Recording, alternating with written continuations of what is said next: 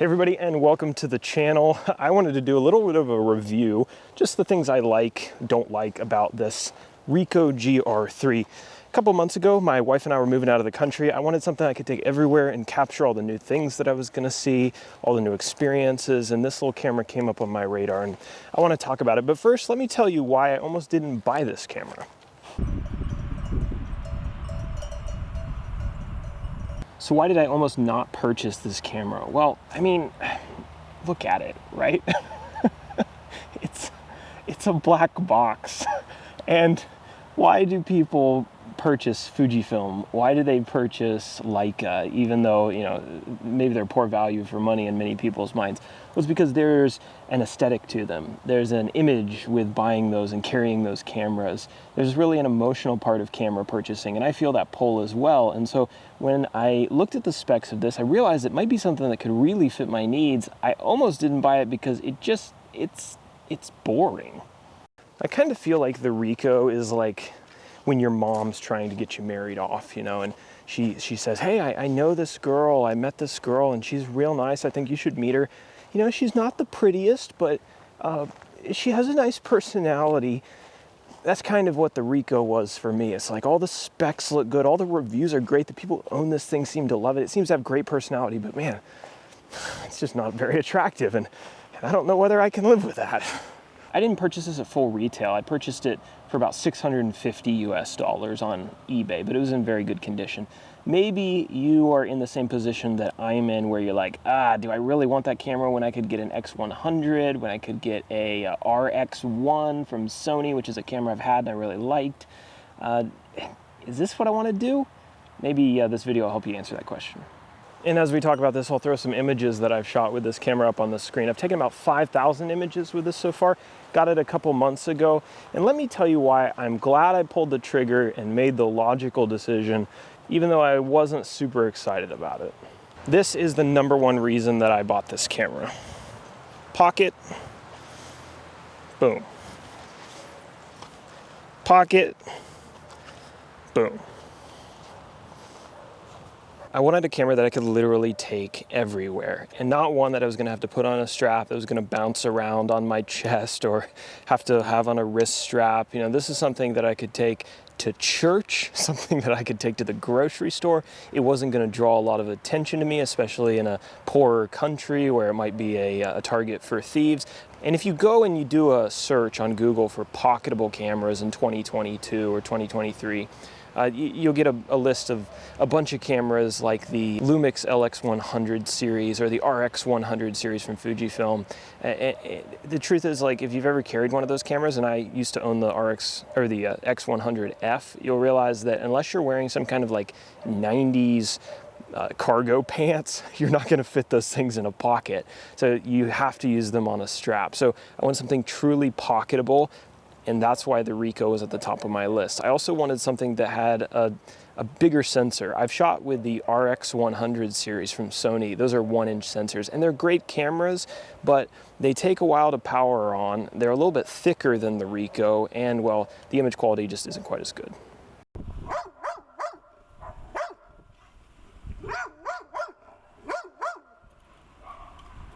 I'll be honest that I was a little bit concerned with the wide focal length of this lens. It's a 28mm. I'd never shot with a 28 before. I'd shot with a couple different 35s, and I like that focal length, and honestly, I still do.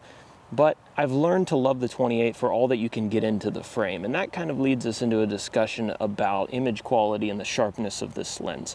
This is a very sharp camera, and you can crop. We've got, I think, 24 megapixels in this body and on the sensor, and I am comfortable with cropping an image down sometimes to even 1/4 of the original size because the lens is sharp, the sensor's got a lot of detail in it, and even in poor lighting, this really does a good job. I kind of grow weary of the endless comparisons of image quality between cameras, but I'll just say this in general terms.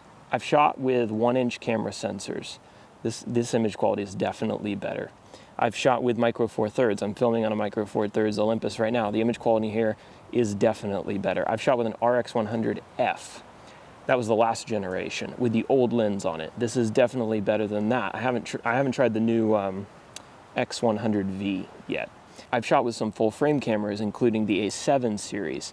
This is kind of on par with those. I've shot with the A7R series, and this is not quite as good as those cameras, but generally speaking, very good image quality. You're not going to be disappointed if you pick this up.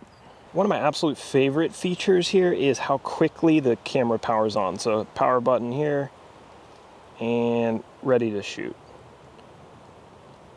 3, 2, 1, ready to shoot.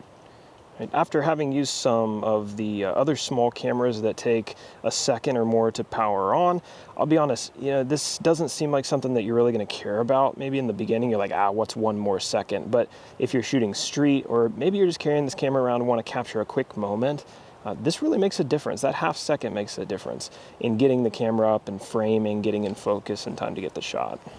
So another reason I'm happy about the Ricoh is something called snap focusing. Snap focusing is one of those features that you don't realize you need, and then when you try it, you're like, why has every camera manufacturer not implemented this? So snap focus allows you to set a predetermined distance, and when you do a quick full press of the shutter, the camera takes an image that's in focus at that predetermined distance. So maybe this is 10 feet, 15 feet, 20 feet. You can set it out to infinity. And this is great for a couple reasons. Number one, that speed, like the turning on speed that we were just talking about. But this allows you to, you don't have to point your camera at something, half press the shutter, wait for it to get into focus, and then take the image, right? If you know the distance between you and that subject, you lift your camera up really fast, full press of the shutter, that shot's gonna be in focus, all other things being equal. Another reason this is great is because a lot of times you just don't want to lift a camera to your eye level. You don't want to be abundantly obvious that you're taking an image in some circumstances. So this allows you to hold the camera maybe at waist level or in kind of an odd position and where you can't see the screen. Full press the shutter. As long as you know the distance between you and the subject and what your snap focus is set at, that's going to be in focus. So it's great. And man, I didn't think that I would use it very much, but now that I have it, I use it all the time.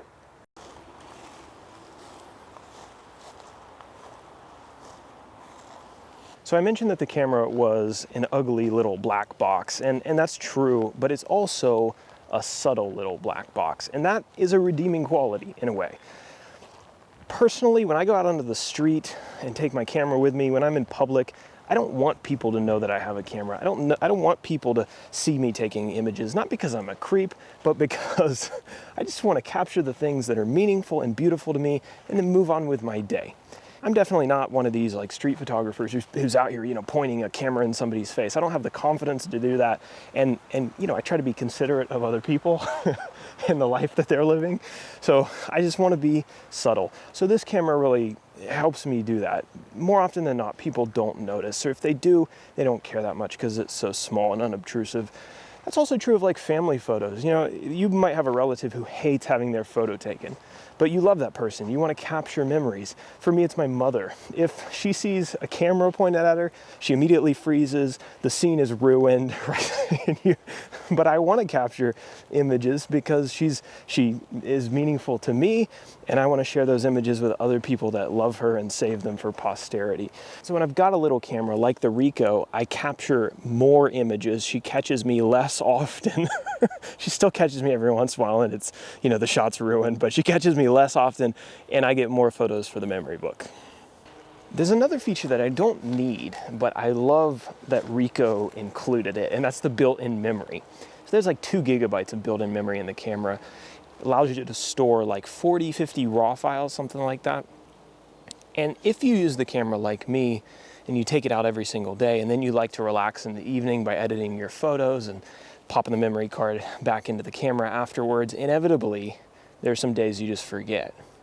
And it doesn't happen too often, but there have been 3, 4, 5 times where I've taken the camera out, realized, oh no, I don't have a memory card, but the camera keeps shooting, and I'm able to capture some memories for that day and still have them, transfer them to the SD card when I get it, and I'm saved. And I'm sure that anyone who's taken photographs for any length of time, you've forgotten your memory card at some point. So I love the new, Ricoh's kind of they're kind of the groundbreakers here. I know the new Leicas do it and the new Hasselblads do it. They've got internal memory. I think that's a pretty nice trend, even if it's just a small amount like the Ricoh has. I just thank you, Ricoh, for thinking about people and their forgetfulness and adding this feature.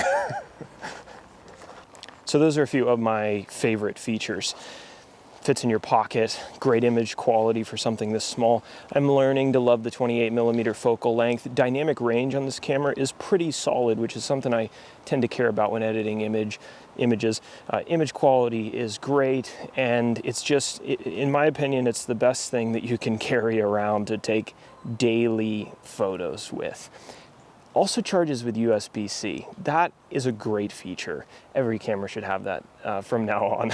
It's great only having one cord and not having to deal with battery chargers and separate things for phones and computers, and you know, it's just all one here.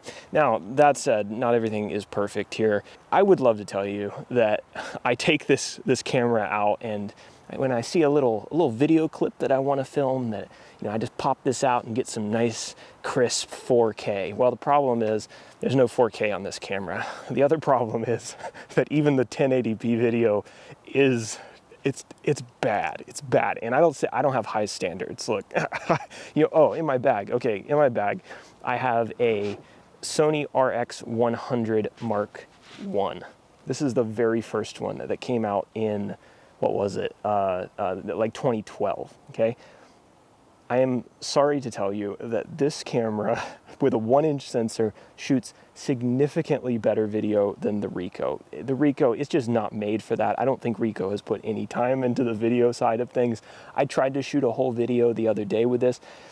The quality is just terrible. I mean, it's 1080p, it's 60 frames a second, but it's bad, and the camera can't focus. Look, if I could recommend this for short little video clips, I would, but man, it's really hard.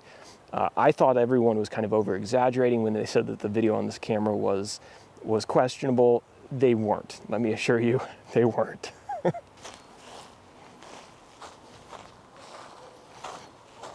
So those are just a few of my observations about the camera after about 5,000 photos.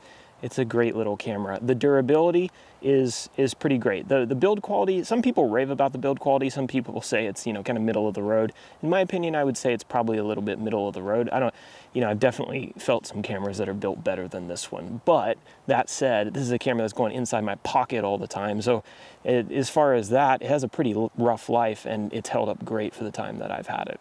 This wasn't meant to be a comprehensive review. I think there's enough of those out there on YouTube, and sometimes I just like to hear people's thoughts after actually using a product rather than just reading a spec sheet to me. So maybe that was you, and maybe this has been helpful to you. Is this the right camera for you?